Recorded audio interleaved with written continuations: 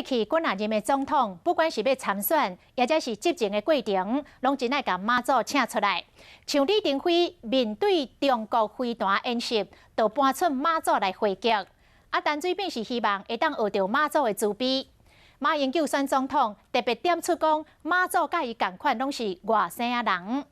蔡英文选总统的时阵，兴魂法师特别甲加持，讲伊是台湾的妈祖婆。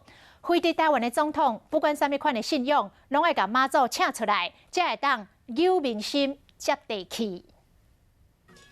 大家总统拢烧妈祖，头一位民选总统李登辉面对中国飞弹的威胁，直接将妈祖搬出来动。伫遐咧做演习啊，咱啊伫遮咧，妈祖婆你甲咱保庇，妈祖啦泉州啊嘛，无爱蹛迄个所在，紧走来台湾。毋若讲妈祖无爱带中国来保护台湾，李登辉阁爱选民投予甲妈祖同款疼百姓人。前总统陈水扁当年一个摕到民进党党内初选的提名，随去进香拜妈祖，强调讲妈祖保庇伊读册求一中正，伊嘛要像妈祖同款，学妈祖的慈悲，扫度乌金。我们要看得远，要看得深啊，要看得广。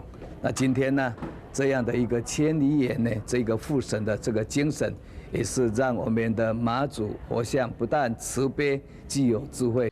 连贪污被关，保外就医以后，陈水扁想的共款是妈祖，等去关殿的惠安宫，甲妈祖参拜行愿。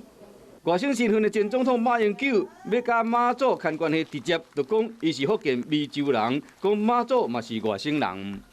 湄洲来的，但是即摆伊来到台湾，无分外省本省，无分外国本国，伊拢是爱照顾。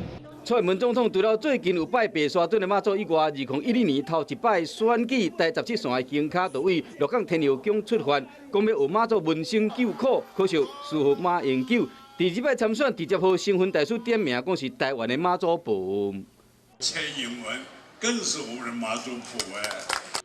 为甲妈祖牵关系，告别点名是妈祖蔡英文即摆有胜选，只是每一个候选人想要参选，行本土味，拢修正甲妈祖套关系。